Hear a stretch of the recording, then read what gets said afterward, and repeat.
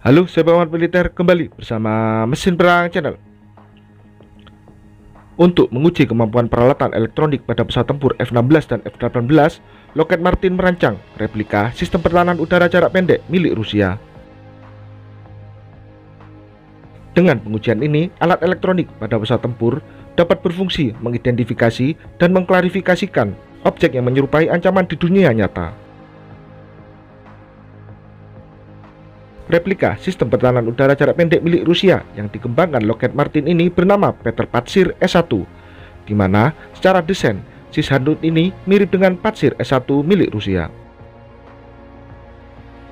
Namun perbedaannya yakni pada platform truk yang digunakan, di mana untuk Petr Pantsir menggunakan truk berjenis Peterbilt 320, jenis truk kelas 8 low cab forward atau LCF yang diperkenalkan pada tahun 1987.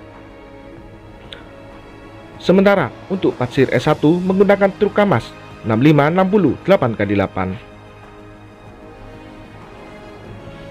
Dikembangkannya Sishanut Petr Pantsir S1 oleh Lockheed Martin ini bukan tanpa alasan, di mana Lockheed Martin ingin mengetahui dan menguji efektivitas Sniper Advanced Targeting Pod atau ATP, sebuah rangkaian sensor yang digunakan pada pesawat seperti F-16 dan F-18.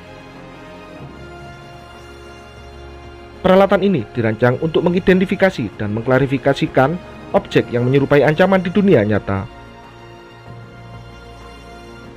Dikembangkannya, Petr Pantsir ini memungkinkan pilot dan operator sensor menganalisis akurasi dan kendala pod pentargetan pesawat, radar, dan sistem persenjataan saat mendeteksi dan mengklarifikasikan potensi ancaman yang datang, salah satunya rudal yang ditembakkan.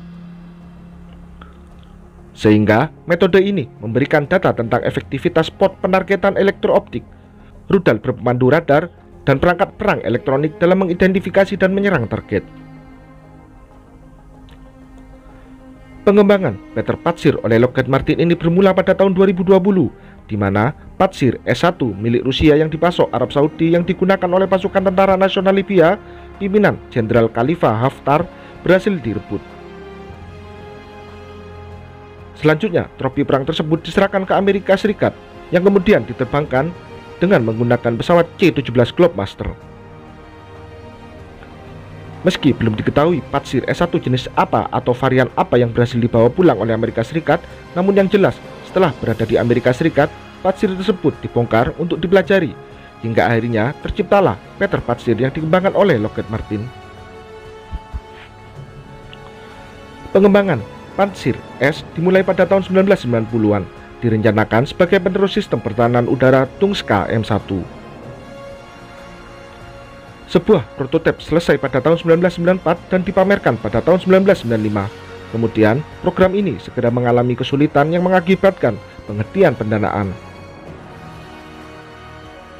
Biro Desain KBP melanjutkan pengembangan program dengan menggunakan dana sendiri.